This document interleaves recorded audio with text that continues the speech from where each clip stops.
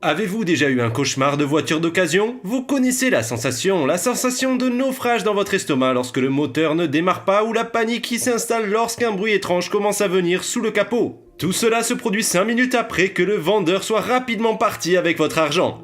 Dans cette vidéo, nous explorons certaines des histoires les plus effrayantes de catastrophes de voitures d'occasion, des freins défectueux à la rouille cachée et tout le reste littéralement. Alors attachez votre ceinture, cela va être un trajet chaotique.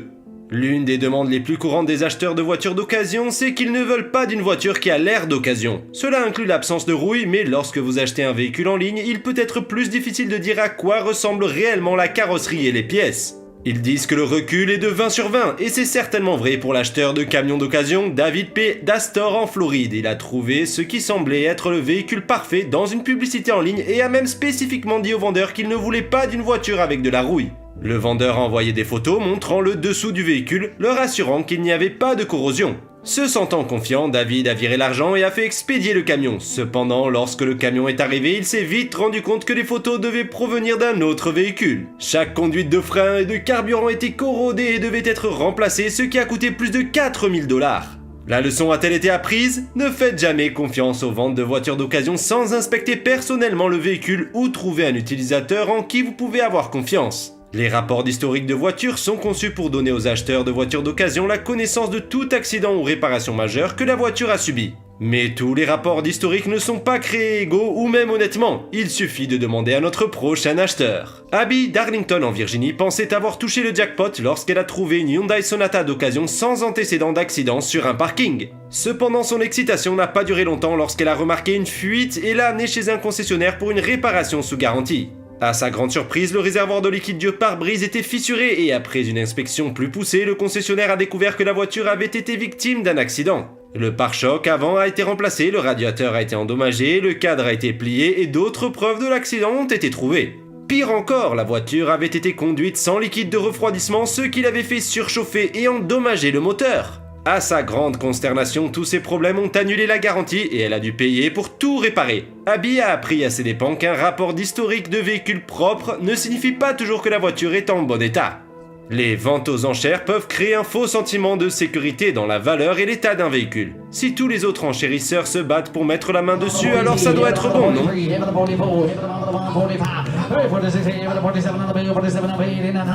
Eh bien, ce n'est peut-être pas le cas. Eric de Philadelphie, en Pennsylvanie, s'est rendu à une vente aux enchères de voitures et a remarqué que tout le monde enchérissait sur une Acura TL immaculée. Il pensait que cela avait l'air propre et fiable puisque les gens augmentaient leurs offres, alors il a décidé d'enchérir aussi. À son grand enthousiasme, il a remporté la vente aux enchères, rempli les documents et obtenu le titre et les clés de la voiture. Cependant, quand il a essayé de démarrer la voiture, elle ne bougeait pas. En ouvrant le capot, il a été choqué de constater qu'il n'y avait rien en dessous. Pas de moteur, pas de transmission, pas de radiateur et pas de batterie. La voiture était vide. Eric a contacté l'auction, mais ils ont expliqué que la voiture avait été vendue telle qu'elle, ne lui laissant aucun recours. Heureusement, Eric a rapidement rencontré quelqu'un qui avait la même voiture mais avec une mauvaise carrosserie et un bon moteur. Ils ont été transférés dans la transmission et la voiture a fonctionné comme dans un rêve. Eric était ravi que la situation ne se soit pas empirée, mais il a appris une leçon précieuse en inspectant toujours minutieusement tout véhicule avant de faire un achat aux enchères. On pourrait penser que n'importe quel moteur vaut mieux que pas de moteur du tout, mais ce n'est peut-être pas le cas comme l'a découvert John B. de Hartford dans le Connecticut. John a acheté une Audi A4 avec un titre propre au prix d'un concessionnaire de voitures d'occasion. La voiture a fonctionné sans problème pendant quelques semaines, mais un jour, le voyant de vérification du moteur s'est allumé. Le diagnostic a révélé que les segments de piston avaient échoué, ce qui est un problème courant pour ce modèle. Audi a accepté de remplacer les anneaux et les autres pièces du moteur défectueux. Cependant, quand ils ont commencé à déchirer le moteur, ils ont découvert qu'il datait d'une autre année et qu'il y avait des marques jaunes de dépotoir. Comme le moteur n'était pas d'origine, Audi a changé d'avis sur la réparation, laissant John seul face au problème. En conséquence, il a dû vendre la voiture à perte car elle brûlait encore de l'huile et était en panne d'énergie lorsqu'il l'a vendue. John a appris à ses dépens que l'achat d'une voiture d'occasion n'est pas toujours un processus simple et qu'il est crucial de faire des recherches et des inspections approfondies avant de faire un achat. Parfois, les changements dans les circonstances de la vie peuvent pousser les acheteurs à prendre une décision à la hâte, et les concessionnaires automobiles utilisent l'urgence à leur avantage, comme ce qui est arrivé à Joanne d'Arlington en Virginie. Cette femme n'a vraiment pas eu de chance. Elle a d'abord accepté une offre d'emploi au Kazakhstan et avait besoin d'un véhicule à 4 roues motrices pour pouvoir naviguer en Asie centrale. Elle a décidé d'échanger sa Ford Contour et sa Toyota Corolla contre une belle Toyota 4Runner d'occasion. Le concessionnaire a pris les clés des voitures de Joanne pour les essayer pendant qu'elle vérifiait le 4Runner.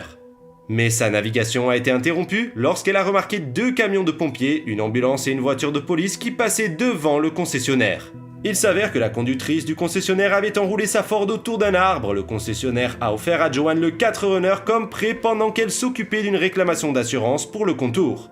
Non seulement le concessionnaire a fait tout ce qui était en son pouvoir pour éviter de débourser la franchise pour couvrir les dommages causés à la Ford, mais le 4Runner était inutilisable. Le concessionnaire a passé près d'1 mois à essayer de convaincre Joanne d'acheter le SUV complètement inutilisable avant de finalement abandonner et de le remorquer.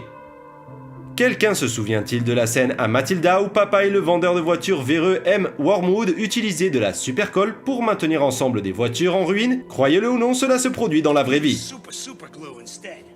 Il suffit de demander à Brandon de Winthrop, Massachusetts.